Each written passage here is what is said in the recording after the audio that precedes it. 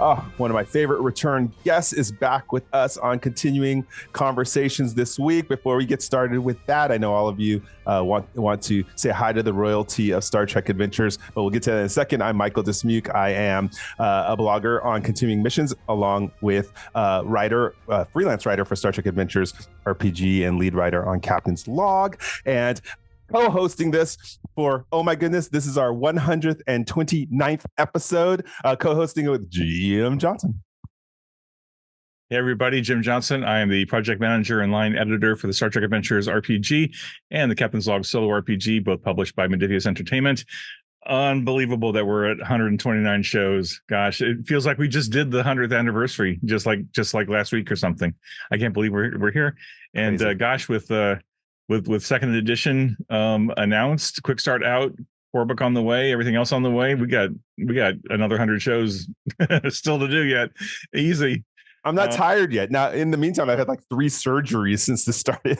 Hopefully, I'll be bionic by the time we get to our 200th episode. Yeah, we'll all have implants and stuff, and we'll be beaming our games to each other virtually at this point. But anyway, so hi, everybody. Welcome back. And as always, we are super, super excited to have a returning guest on our show again tonight.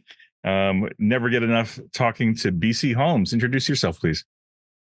Sure, I'm BC Holmes. I'm the current maintainer of the Star Trek Adventures character creator application. Yep, and if you've never met BC again, that means you must have just bought the game yesterday, because anybody who gets into Star Trek Adventures learns about this, and usually you'll waste about 4 weeks of your life creating characters and ships and stuff, and then figuring it all out. But BC has been crucial over the last couple of years as the game adapts and new supplements come out, keeping it updated. It was originally done by Christoph. Christoph's last name, BC? Yeah, even I don't know that. Wow, he's like Madonna, Christoph. I love that. So we got Christoph, who originally started it, and BC was so kind to take the reins and keep it alive. And it's definitely a crux for anybody playing the game. It simplifies the character creation and ship creation process. And we are here today to talk about the updates. So every so often, we have BC come on the show, and I learn something new every single time. I peruse the site, and sometimes I'll discover little cool new doodads that she's fixed into the game or into the site. But BC, we're so glad to have you here today to give us updates of not only what's current as of May 24th, this is when this show airs, but maybe even some sneak peeks into things to come.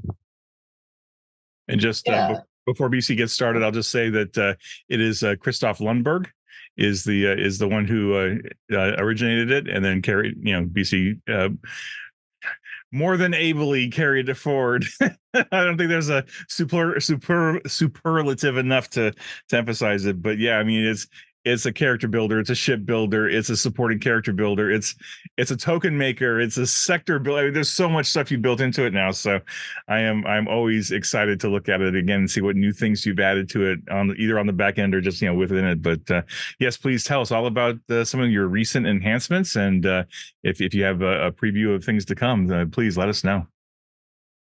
Sure. So I think I was just mentioning before the recording started, when you first reached out to me and said, hey, we should have you come back in and talk about additional things, I was like, I'm not really sure I have a ton of things to talk about. And then I sat down and I started, jotting myself some notes, and I realized that there's actually a fair bit more here to talk about than I initially imagined. I think they fall into 3 broad categories. And so the first category is like new books and new functionality. So that's a category. And the second category is like under the covers updates that can sometimes be seen on the outside, but are actually really not visible to most people, but actually are really important. I do want to talk about a couple of those things because I think they're really interesting. And then last time I was here, there were a bunch of new features that I had implemented, and they were sort of in their germinal stage of implementation, and they've really been fleshed out a great deal more. And I'm interested in talking about some of those as well.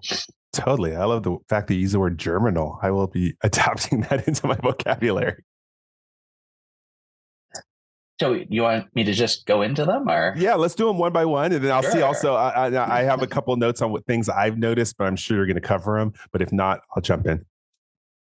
All right. So stuff that is net new often involve things like news sources. And probably the three key things that have been added there are, first up, support for unofficial source information, mainly the stuff that comes from continuing mission. So we're now able to support a variety of species that are in the continuing mission site, a variety of additional career events, a variety of additional talents. Usually those are linked to species that come in. And the door is open for a whole bunch of other things as well, which I think is really cool. I haven't yet, gone out and found, say, space frames, but you could easily imagine that being an additional thing that the site can now support. I'm kind of excited about that. That blew my mind. So I have to talk about this because I don't even know how much stuff is on continuing missions. I know we just dump everything the fans give us with the way of species and with the way of talents. And so how did you scrape the site for all this?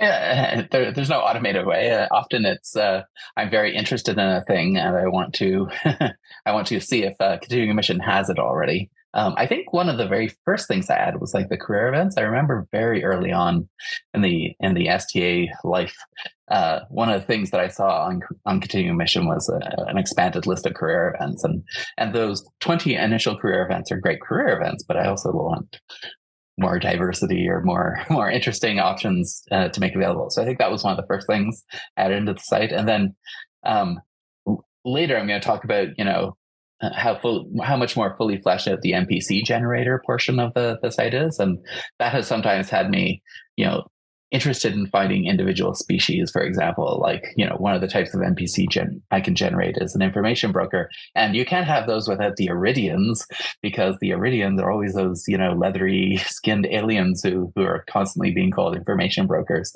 But no official book has yet batted out the Iridians, but continuing mission is there to fill that gap for us. And so I often go out and say, I need an Iridian. They must be here. So I have sure enough, they are. Okay, so I have a question on how this works, because this is one of the things I want to bring up. So suppose, I go in there and I want to create a species and I've selected all the books plus continuing missions. I noticed that you list the sources for this information in the character creator. So for instance, Anar, you have Captain's Log, Continuing Mission, Federation Klingon War, where they all appear in some form or fashion there. So if I select like Anar in that case, how does it all work? Is everything jumbled together and it's a randomization? Can you explain what we're getting there?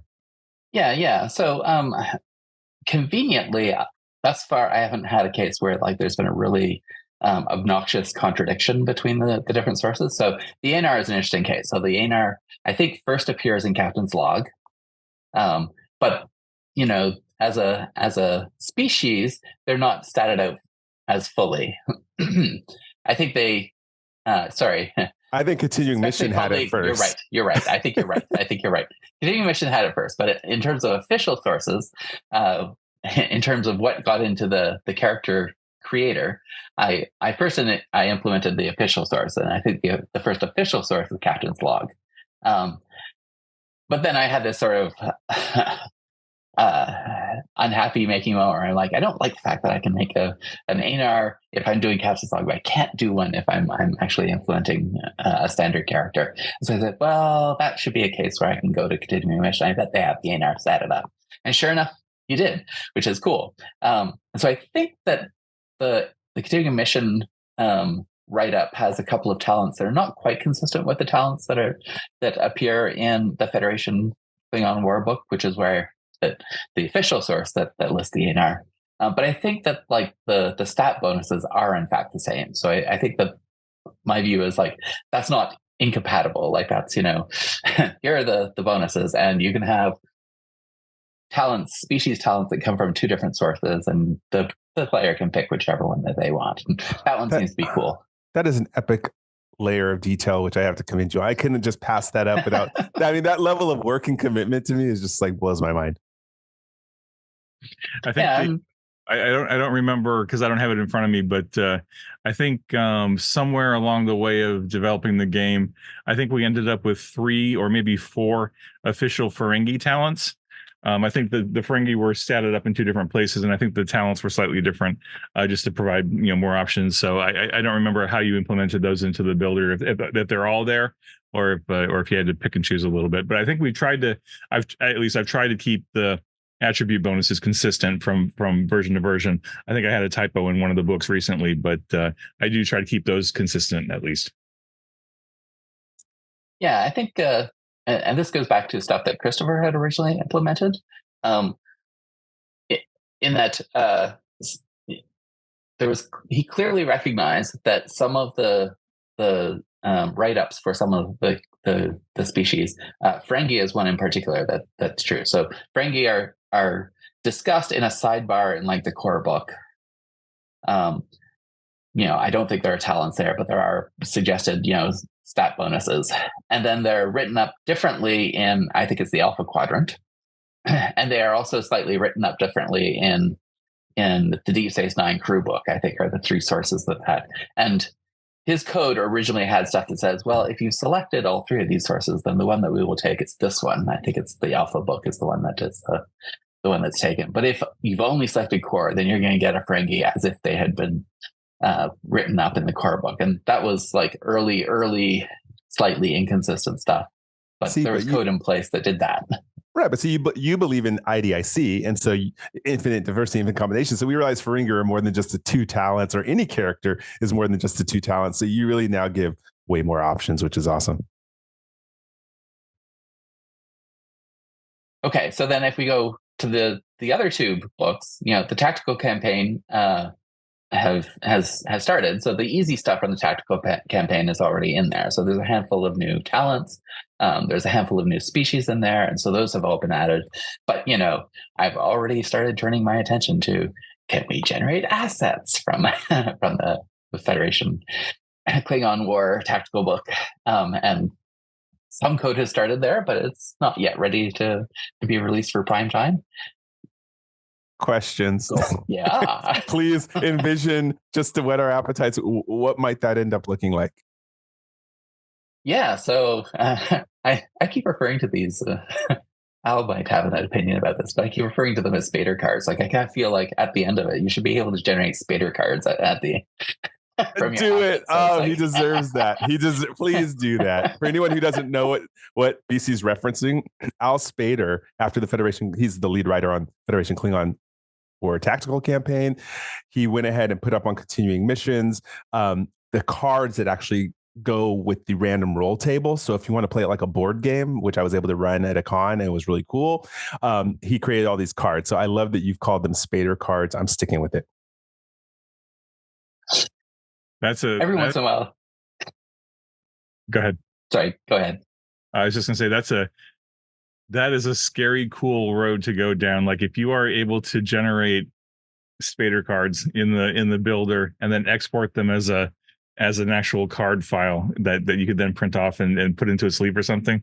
I mean, that me personally, this is outside of being involved in the game, I would absolutely lose my mind over that, because that is just that would be an incredibly powerful tool, even to where I'm thinking like you could, and forgive me, I'm riffing. You could have a drop down where you say, I want to build an asset table and cards for the Xindi War, the Federation Klingon War, the Dominion War, the Cardassian border wars, like whatever. And so, and I guess somebody, I mean, either some wonderful people in fandom who would be willing to do the data entry to create this stuff, right? To create ships and to create character assets, would have to load the database with this stuff so that you could then pull it a la carte off of there. Or if you have like 100 options for the Dominion War, it randomizes it and spits out 20 ships and 20 characters, and you're off and running. That would be seriously messed up. But even just the bare bones of what you're talking about is astounding. I see Michael's eyebrows went crazy. the way I can imagine that, pardon me, the way I can imagine that is like, let's say somebody chooses to write up tables for the Dominion War as and provide asset tables for the Dominion War. Let's say that gets published on Continuing Mission. Now, if I'm in the character creator app and I selected Continuing Mission as one of my unofficial sources, then maybe the pages that allow you to generate assets includes an option to say, hey, you can select from either the Klingon Federation War, which is standard, or you can select the Dominion War, which is an unofficial extension here. Now maybe I select the latter and I'm generating some assets for the Dominion War, and then I have a button that says, I'm printing out my Spader card, and ta-da, there it is. I love it. Just saying it. Spader card. Great job. You know exactly what I'm referring to. We're adding it to the lexicon now. It's permanent. So I'm sure. I'm not sure. Actually, I don't know how Al will react, but I'm sure he'll be pleased. Yeah, don't tell him. Let him watch it. He watches the episode, so let's see his reaction when he watches it on the 24th. Let him be surprised. Absolutely. So then the last thing in this particular category is, of course, support for Captain's Log. And you can now generate both characters and starships for Captain's Log. You can go through the entire process and generate your standard PDF at the end of it. I feel like the support for Captain's Log took me a bit longer than I was hoping to.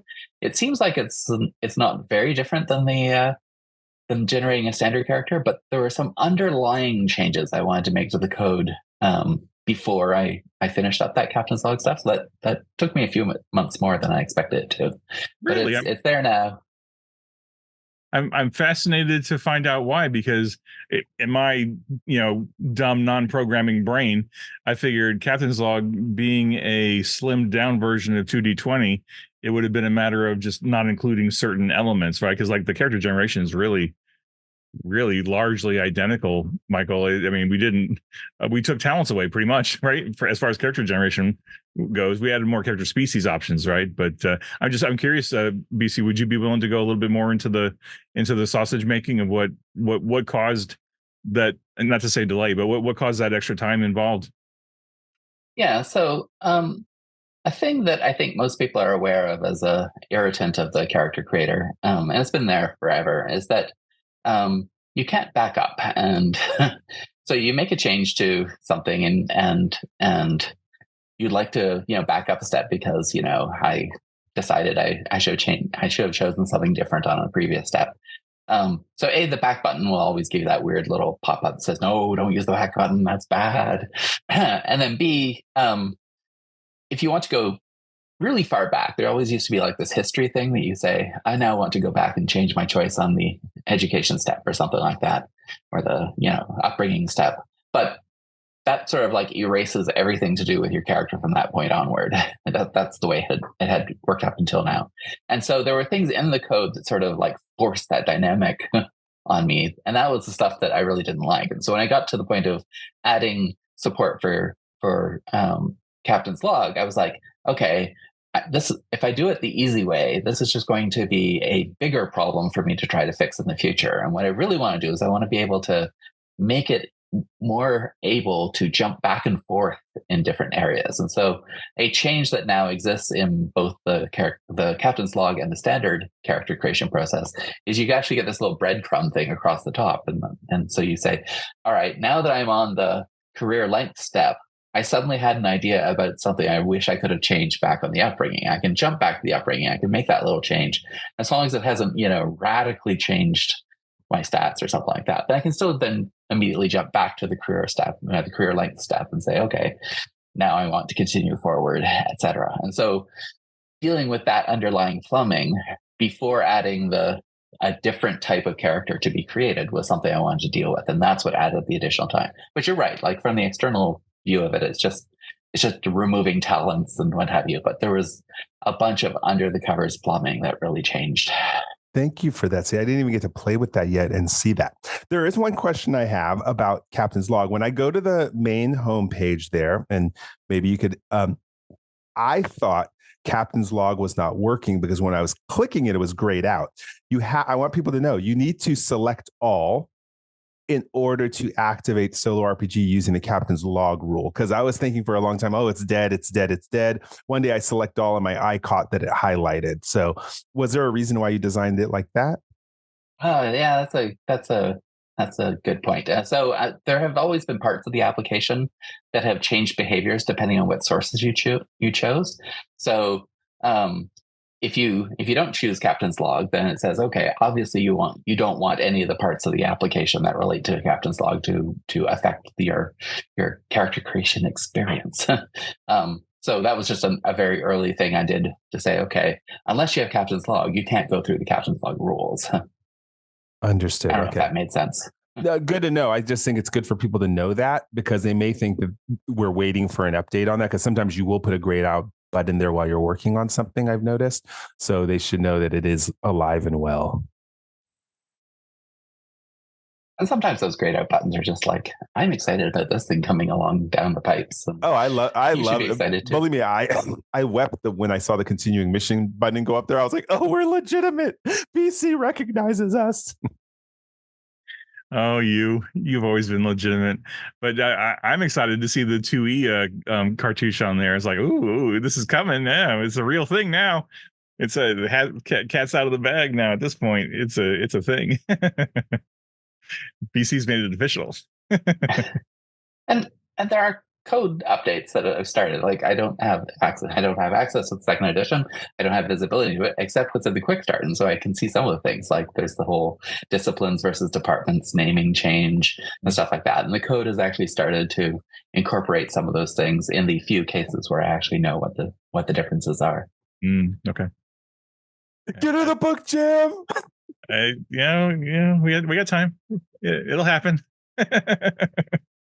But I'm just thinking, pastimes, adding another talent, pastimes to the character sheet. That's one thing. Like the talent text will change, right? I mean, that's just swapping out paragraph, not just, but that's swapping out paragraphs. Stress, the formula for stress has changed. Species abilities. Yeah. Species abilities is a new thing for everybody. That'll be interesting. Yeah. Well, we'll get there. Well, we'll get there. Yeah. Well, I can only talk about it too because it's on the starter set. But in the example of like veteran, the talent has changed also. So that's going to have an effect. We got to go through and rake those talents to make sure that they're 2E compatible because they do. Huh? Yeah. Absolutely. But just only because it's top of mind because someone was talking about it on social media today. And I can't remember. Is there a means within the builder to add a character role ability to a character sheet? Like if you make a character and you say, okay, they're the operations manager or the operations officer, does is it possible to add the character that character role ability into their character sheet too? Like if I'm the XO or if I'm this commanding officer or whatever. So some of the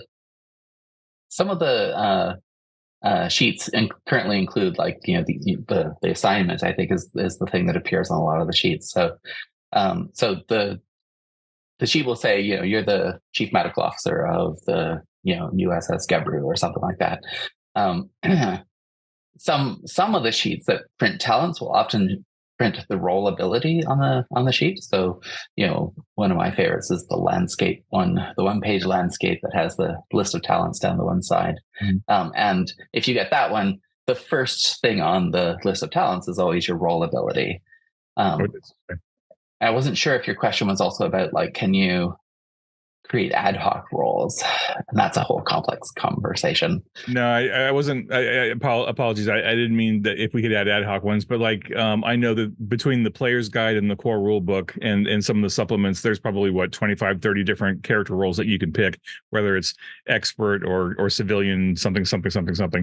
And I couldn't remember if it was a drop down list. So like you make your character, they're commander such and such of a ship. And then you could pick, they're the CMO, and then they get that role ability added to their sheet. I couldn't remember that, so my apologies. If it's already in there, that's great. So that's a list that might need to be expanded or altered if we go to second edition. Cool. So then in the second category is like general updates, which I think are kind of neat, even if, they aren't necessarily as visible to a lot of the users. And so the first area that I think is important is I actually sat down and went through a number of accessibility tools to actually check out the accessibility capabilities of the site. And I ended up making a bunch of changes based on its assessment of the site. So some things like some colors changed to give the site greater contrast. Some suggestions were made about, how screen readers could actually read things on the individual screen, et cetera. And so I'm now relatively happy with the accessibility score of the site. And there's a number of pages that I get 100% accessibility score from the most basic tools, which I think are really cool. I mean, I want to commend you on this, BC. Like, I want to remind people that this is a labor of love. This is not a consumer website per se, where they do have to take a lot of the ADA, into the accessibility issues into consideration. But the fact that you do this, I mean, that's such a labor of love that you want full access to everyone going to the sites, and that you're concerned about a high rating on that. I mean, just classy. Thank you. Thank you kindly. The next area I started off talking about last time I was here, but I think the implementation is a great deal more fulsome, and that has to do with national language support. So I think last time I was here, national language support had been started, and a certain amount of the application had been translatable, and there was actually relatively good translations for a lot of the German and French, but the support for national language is a great deal more fulsome. In particular, somebody from Russia contributed a great deal of Russian translations and was very good about, constantly saying, hey, this little bit here on this screen doesn't really translate. And this little bit over here on this screen doesn't really translate. And so now I feel like the internationalization support is a great deal more full and complete. And at the moment, I think the Russian translation and the Brazilian Portuguese translations are probably the most complete translations out there. In particular, the person who volunteered the Brazilian translations was like, he mentioned he put a note on GitHub, which is the tool that coders use to track source code. And in the same day, he went through an entire spreadsheet and translated like everything. And so I woke up one morning and I was like, oh, somebody's asking me about translations. Oh, he's already translated like all of it. Now all I have to do is just do a couple of updates here. And now I've got Brazilian Portuguese. Go Brazil, go Russia. If someone edits that wrong, I'm going to be in trouble. That's amazing. I think, hats off to the fan base for being so passionate to want to do that, like to translate an entire spreadsheet in a day just for the love of the franchise and for the love of the game. I mean, that tells me that like Russia and Portuguese, like I think those translation editions are either still being worked on or are still slowly working their way out, right? And to say that some of this stuff is already live and available in the character builder, I mean, that is something we have got to figure out how to get that news out more broadly, because like I know that there's somebody talked about it last week on social media. It was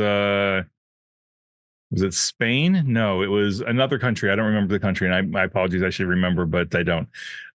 So somebody from a country said, "Hey, when is Star Trek Adventures going to be available in my language?" And I didn't have an answer because like we have to find a translation partner in the country, and we have to go through all these blah blah blah. Anyway, but the fact that fans are reaching out to you and saying, "Hey, I'll provide a translation for this in Portuguese or Spanish or Russian or whatever," is like, wow, okay. I mean, that shows you the power of the fan base and the internet, and how fans. We've talked about this before, Michael. Like how fans can move so much faster on stuff when you're kind of skirting the gray zone between legal and illegal. I mean, of course, we're not. You're not charging for this. That's one thing, but.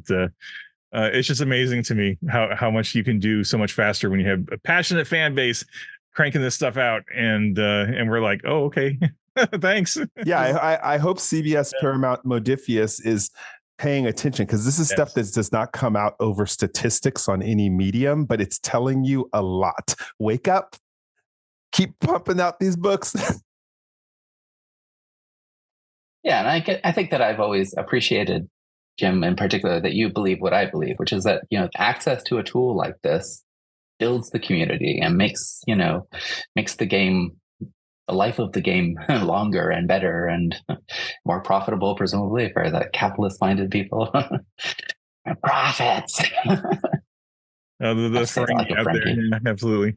I think the biggest challenge. I mean, this is going to be no surprise for anybody, right? I mean, any game company, any capitalistic enterprise, you got to market, right? And like the more we can get the word out about this stuff, whether it's grassroots or broadcasting it, or hell, I'll grab a bullhorn and just drive around the neighborhood yelling out to the streets to go check this stuff out, because it's amazing.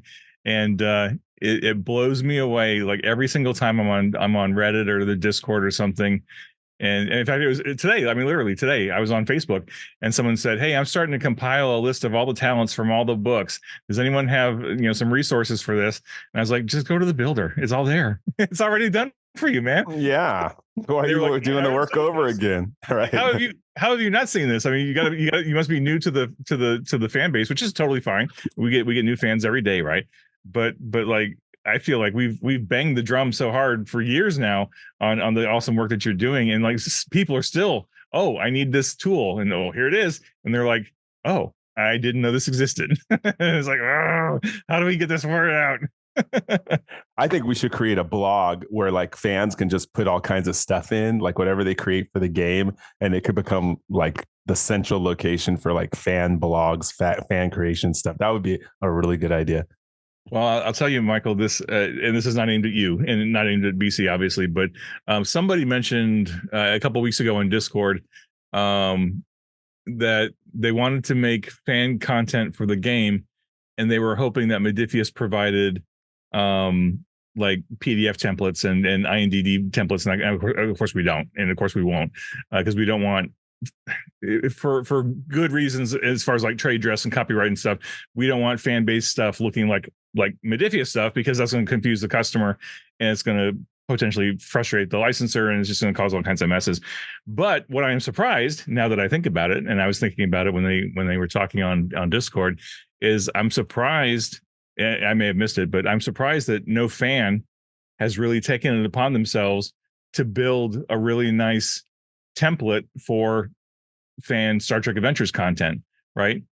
And made that available to literally everybody, so that like every Joe and Jane Smith who wants to create fan content for the love can say, "Oh, I'm going to go write 20 mission briefs, and here's this handy dandy consistent template that everybody's stuff can all look the kind of the same-ish." Now, of course, IDIC being IDIC, we want everything to look what they want it to look like, right? That's fine. But it just dawned on me. I was like, "Oh wow, there's not a fan out there who's created stuff that has a consistent look and feel." And I think it's coming though. Now that you asked, I think it'll come. Watch. Yeah, because everything else, like sheets and stuff, are out there. Yeah. So character sheets. So maybe it's coming. Interesting. Okay, that's cool. But anyway, Tuesday. It was just a thought. Did you say Tuesday? Tuesday. Yeah. Coming on Tuesday. Okay, Captain Harriman. All right. What else we got, BC? This is great stuff. Yeah. So just one last bit I wanted to mention about internationalization. It's one area in which internationalization hasn't really been fully implemented. It has to do with the PDF sheets that you get at the end of it. So right now, the vast majority of the PDF sheets, exist in one language. So I created my character. I want to print out my character, and the majority of the character sheets are English, and there's one German one, and I think one Russian one.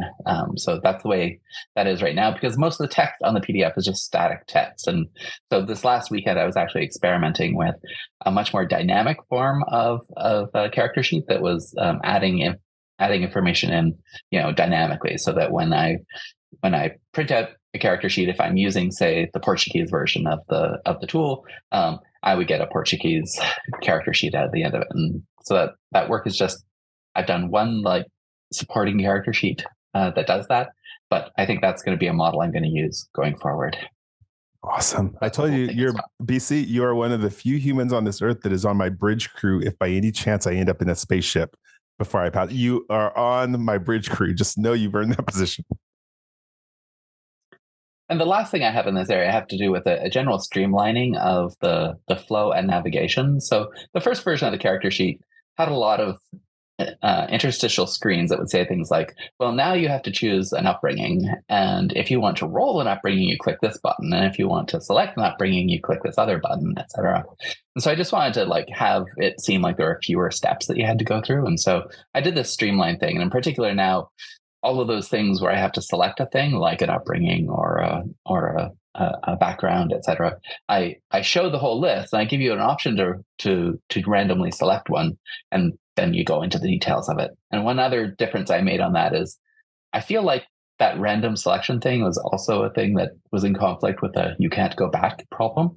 So that if I decided I wanted to randomly select something and I didn't like the thing that it randomly selected, now I'm stuck with this whole, and now I can't go back easily and bad things could happen, etc. And so now I show that selection in a place where it's easy to go back to making a choice, etc. And I can move on from there. So that sort of streamlining of the overall creation process now means there are fewer steps. It also takes out some potential frustration with the non-back button thing. And I'm pretty happy with it. Less buttons is always more. It's okay. And then the last category had to do with like a much more fulsome implementation of some of the big features I was talking about last time I was here. So the first area has to do with virtual tabletop support. So at the last time I was here, I said, hey, now we can export characters and we can implement them in a couple of the virtual tabletops. And at the time, I think it was Fantasy Grounds and Foundry were the two that I supported. And finally, somebody poked me about Roll20 and said, why not Roll20? And so I said, okay, let's figure this out. And so now you can actually generate characters in a format that can be uploaded to Roll20. There's one slight annoyance, which is that Roll20 doesn't really have a built-in form that allow you to import characters, but there are some commonly used plugins and tools that will allow you to do that. So if you're interested in doing that, there's a browser plugin that I encourage you to check out, and with that you can easily import your characters directly into Roll20 and create them that way. So two questions on that then. One, can you import starships as well as characters into Roll20? Not yet. Okay. And then second question is, could I build a captain's log character in the builder and pull that into Roll20, or is it still just the regular STA character? That's a good question. I don't actually know what the answer is. So I haven't tried. So I think you can do it. I think you can export the captain's log character from the character creator. My question is, does it run into any problems if you try to import that character into Roll20? In particular, like you won't have a list of talents, and will Roll20 complain about that? And I don't know the answer to that question. I have a third question. How old were you when you programmed your first VCR? Well, so first off, I'm really old. So I remember, the first time we got a VCR. And there was like the time before the VCR, and then there was the time after the VCR, and that was a whole thing. And I also grew up in a town where like so many people bought into the Betamax. So like, we were on the wrong side of the Betamax VHS war, and so that was a whole thing as well. That almost split my hometown in half. And don't even get started on laser discs. Although here's an anecdote for you is one of the things I have on a Betamax home video cassette at home is a recording of the ABC broadcast of Star Trek II, The Wrath of Khan. And it's the one that has the additional scenes that actually identify Peter Preston as Scotty's nephew and a couple of other like crucial additional scenes that are now, fortunately, in like one of the director's cut, etc. But for years and years and years, those scenes didn't exist anywhere except for the one ABC broadcast of Star Trek II, The Wrath of Khan. And I have it on Betamax. That rocks.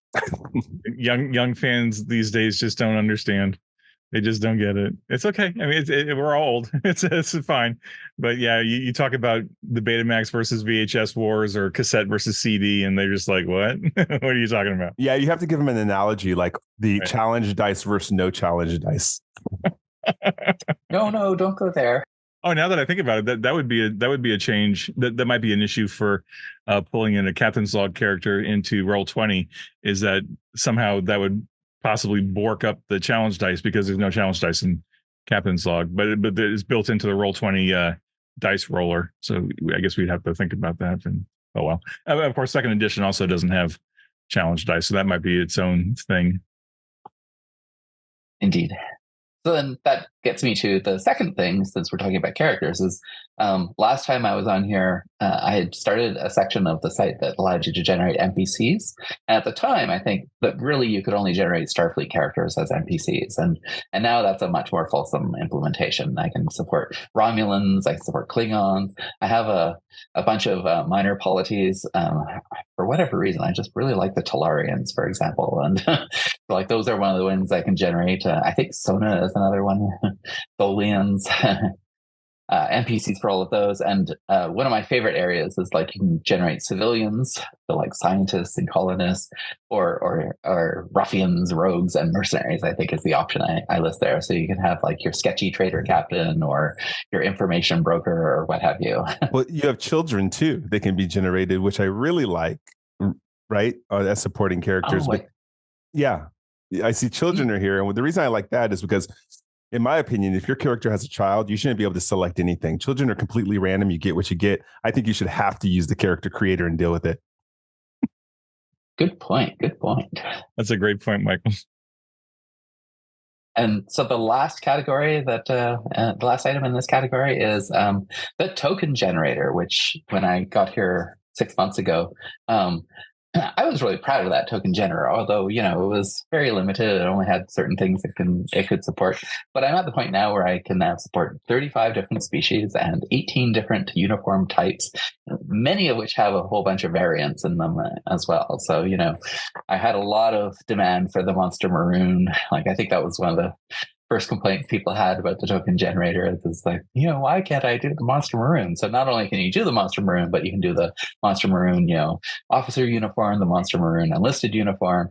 And if you select a medical officer, like you can get the medical variant uniform, the white uniform that McCoy wears, which is kind of cool. And I think that I recently added in the excursion jacket as well, so that if you if you are really into the Monster Maroon, I think you got almost all the options. I actually have some art assets that need some tweaking for the engineering radiation suit as well, but I haven't put those online yet. Jim? Yeah, boy, I tell you. As a super fan, before I started working on the game 8 years ago, uniforms, right?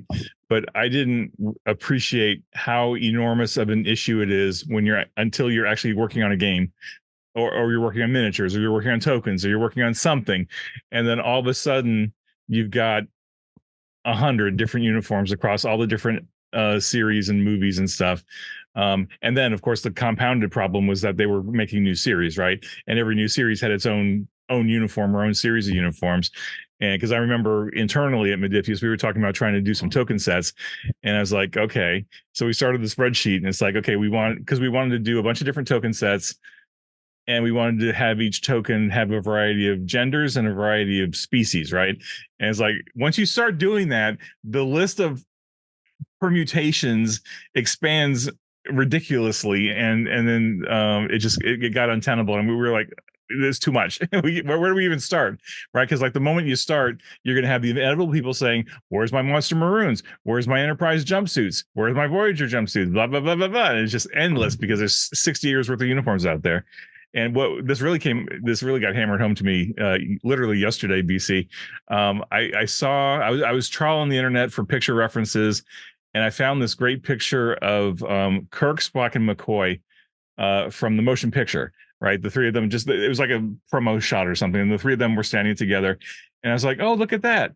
They're all from the motion picture, and all three of them were in a different uniform, right? Like it's all motion picture-y, but like the cut and the design and the look and feel was different for all three of them. And like, well, shoot, no wonder this is such a pain in the butt to come up with, because even you think, oh, I'm going to do a motion picture era uniform token set. Okay, well, it's not just that easy, because like there's like 4 different kinds of uniform, and then for the motion picture, of course, they had like 8 different colors for the departments, and it was all different, right? And it's just like it's just such a headache. and Jim, hats off to you for doing it. And Jim, did you play around with the token creation at all? A little bit. I just haven't had time to dig into it. I mean, you must have seen the pack lid. The Pac-Lids in there? Now I'm gonna have to go play with it. I had to say that to you. I want to be respectful of our guests and not do it right now. Exactly. I could get lost down that rabbit hole right now, but I'm going to try to resist. But thank you for adding the Pac-Lids. Very cool, BC. One of the things I'm really proud about is the inclusion of civilian outfits. So Wow. it's pretty usual to have a wide variety of Starfleet uniforms, but you run into characters who aren't in Starfleet, and they need to wear something as well. And so having a good variety of civilian outfits, I think, is really cool.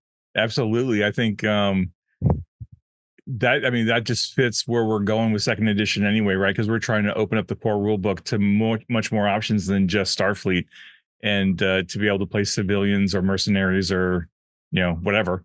I just love the fact that the builders already started implementing that. I'm like, oh man, this is like, if I'm a new fan coming into this game and I know this stuff now, I'd be in seventh heaven, man. Can I make one suggestion? You don't have to do it because you do too much already, but one suggestion for the newbies out there, or people who aren't complete Trekkies. I notice on the rank, like say for instance, Wrath of Khan, you have the ranks there. I'm familiar as a TNGer with the ranking for the pips for that, but it might be nice to have little labels, like if you hovered over it, it would tell you what the rank is of that specific thing. That'll help, I think, some newbies. Oh, it does. Wait, never mind. I just actually let it hover for us. I was moving. See, I moved too fast. I'm impulsive, but never mind, everyone. That was such a good idea. BC did it while we're live taping this. How's that customer service for you? Oh, I can't say. Just hover, people, and you'll see it there. Although hover is one of those things that's hard for people on like iPads to do. True. Oh, that's true. And I'm curious. Does that? I mean, that hover is that's alt text, right? That'd get picked up by a screen reader, wouldn't it? Yeah. Yeah. That's awesome. That's amazing. So cool. Yeah. Anything else, BC? Any other enhancements that you want to cover on your list? Nope. I think those are the ones that are implemented, and there have been a couple of the been in progress, possibly longer than they should be. I think the big one is one that Michael had suggested a while ago, which was the ability to create random tables. And it was something I was very eagerly working away on for a period of time. Then I got distracted with some other stuff for a while. I think it was the Russian translation that distracted me for a little bit of time. But that's a feature that I want to get back to, and hopefully within the next few weeks I'll have that one in place. And so the idea here is that Michael had originally suggested this based on some app that he had seen at one point, where you can create a table that allows you to say, all right, I want to have a random table that says, here are random things that can happen. Let's use an example, I think, from Continuing Mission, where here's a table of things that could happen on an archaeological dig. And so I can specify, what happens if I roll like a 1 to 2, it could be this. And if I roll a 3, it could be that, etc. And I could, automatically have a button that allows me to roll things. But here are some interesting additional capabilities that I'm dealing with. Like it's one thing to say, if I roll a 3, I get this value, but it's also possible to say, if I roll a 3, maybe my option should be I should re-roll in this other table over here. Then I have a series of linked tables that I can I can link by when I roll this, it happens to this. Or I could say, if I roll a 20, maybe I roll on the same table but twice this time, or something like that. So having a rich variety of options of things that you can do with tables is a thing. And now the most interesting area is, if I build this set of tables and I have them on my instance of the browser. At the moment, the app does nothing with the server. But if I have them on my instance of the browser, can I share that by creating one of those really complex URLs and send it to a friend of mine and say, use this, and suddenly they will have the same table available to them, which I think is a really cool capability. Oh, that's going to make me weep. If there was just an ever-growing repository of tables that was so accessible, that would just, I dream. I think I tell everyone, my dream is to be able to play RPG while texting anywhere on the planet with my friends who are also on their devices. The day we can get it into people's palms to play, since they're already addicted to social media and on it all day anyways, why not be doing it playing RPG? The more we move toward that, the more you're going to have an exponential tipping point of people who can play the game. And then, I think that raises interesting questions about how that could tie in with other features. So a moment ago, we were talking about the Federation Klingon War book, and if you wanted to be able to build out support for something that other than the Federation Klingon War, like the Dominion War, or maybe the First Cardassian War, or whatever it is that you want to implement. So it's one thing to say, okay, maybe I can import it from Continuing Mission because Continuing Mission is an unofficial source and it's embedded that way. But maybe I myself want to be able to say, hey, I want to do something for the 25th century Iconian War, like we see in Star Trek Online. And so I'm going to build my own table in the character creator, and I want that to be linked out to, the portion of the character creator that supports, generating assets and Spader cards and what have you. And that could be an interesting thing. I'm telling you, BC, Jim and I had a conversation just randomly about dream state. And Jim, it's happening. Yeah, in fact, I love listening to everything that you're talking about, BC. While we were talking a little earlier, I jotted down a couple questions for you. These aren't obviously requests, but I don't know what the capabilities are for modern programming these days.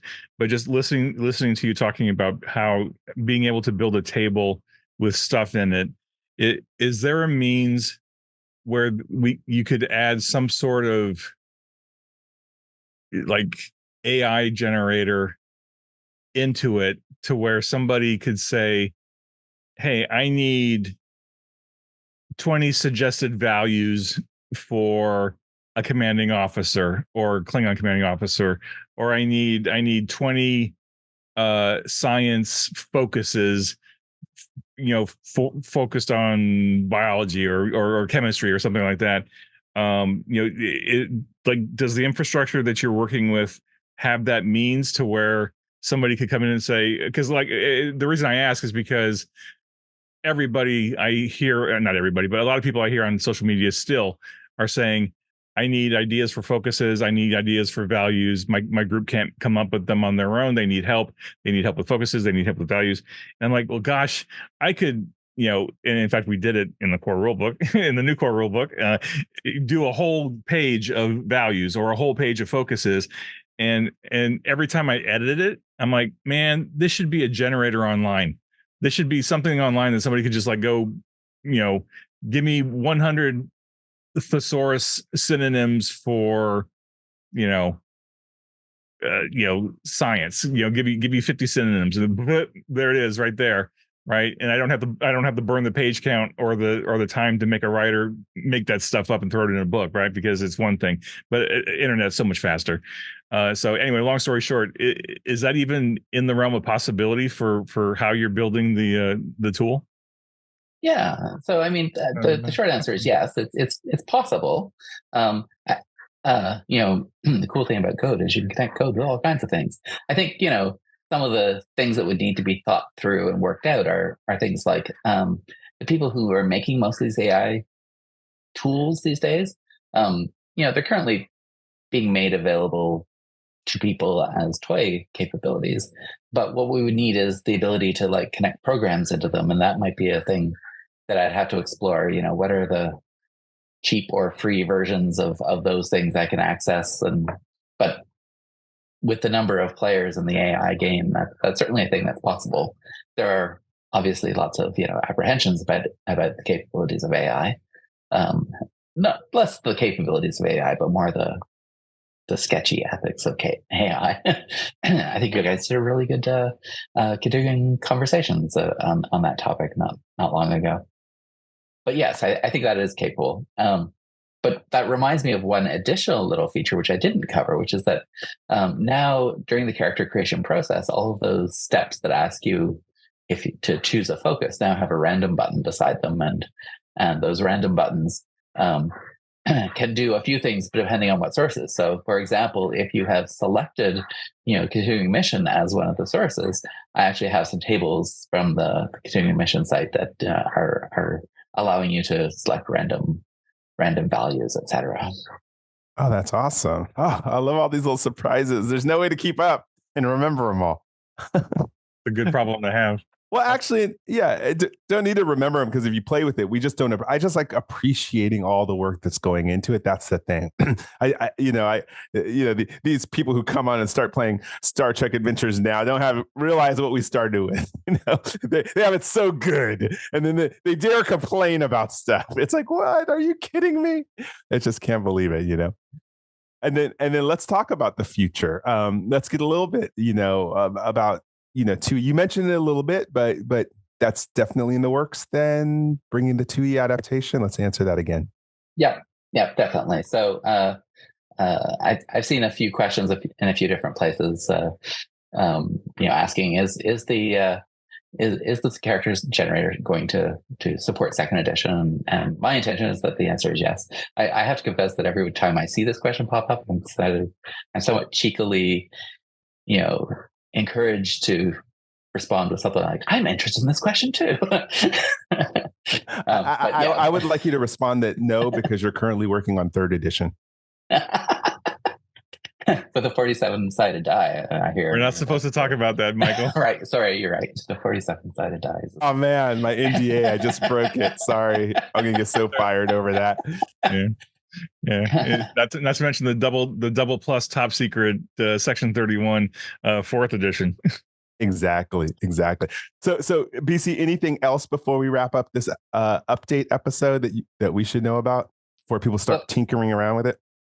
Can I just say one or two things about the way I'm thinking about implementing the 2nd edition? So please.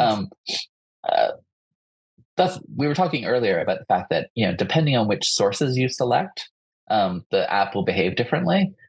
So my intention here is to say, if you've selected the 2nd edition rules, then I'm going to assume that you want to create a 2nd edition character. Recognizing that, for example, places like Brazil and Russia won't have the 2nd edition on the same schedule that, say, the English-speaking world will have. I still want to be able to support the 1st edition, and there's also a number of people who are, deciding not to embrace the 2nd edition as well. So they also are vocal about wanting that 1st edition support to continue. So my intention is to say, if you select the 2nd edition as one of your sources, you get a 2nd edition character. If you don't, then you clearly want to continue to create a 1st edition character, and the app will just continue to support both, and for as long as that's reasonable. Makes total sense. Thank you so much for that. Options. So cool. All right. So a little bit of gratitude. Should we go around and do our gratitude now? All right. BC, thank you. I mean, I'm giving it to you every time you come on. I give it to a lot of people, but I'll give it to you. But also, I'll give it to the people who support continuing missions and dump stuff in there that now are 2 sites, continuing missions, and the Star Trek character creator can combine to become a more powerful force for gaming fun. So thank you, BC. Thank you, all the fans out there and contributors. BC, who do you want to thank? Yeah, so it occurred to me that I've never actually expressed my gratitude to people who got me into the game. And there are a group of people by the names of Eric, Sam, Aliza, Amy, Bonnie, Hector. I'm missing one. Who am I missing? And Gina. So they were my entry or gateway into Star Trek Adventures, and I'm very grateful to them. All right. For those of you who don't know the names that BC is dropping, it's Clear Skies, the online streaming of Star Trek Adventures that started back in 2017 or 2018. One of those. All right. Thank you, BC, for that. Jim? Yeah. I got to thank you, BC. I talked about it before we started recording that Star Trek Adventures is a seat, is a chair, and with 4 legs. One of those legs is continuing mission. One of those legs is Eric Campbell and the Streampunks, Shield of Tomorrow, Clear Skies, Blood of the Void, etc. That whole team that brought STA streaming, right, originally. So continuing mission, Eric and company, you and Christoph, but especially you, because in the last 4 to 5 years now. 5 years? Has it been 5 years? Only 3, I think. 3.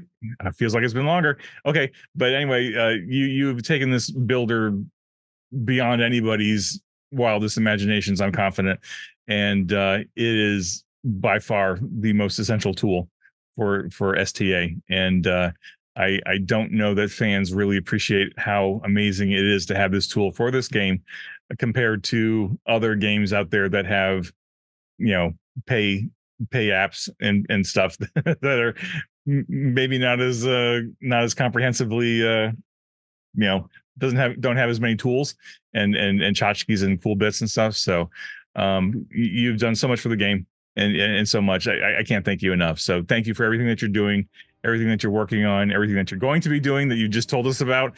I am super excited for all the fans that are playing the game now and that are going to be playing the game in the months and years to come. They have just amazing resources available to them, and I can't wait for them to use them and to continue to inspire you to make even more cool stuff. So thank you. All right.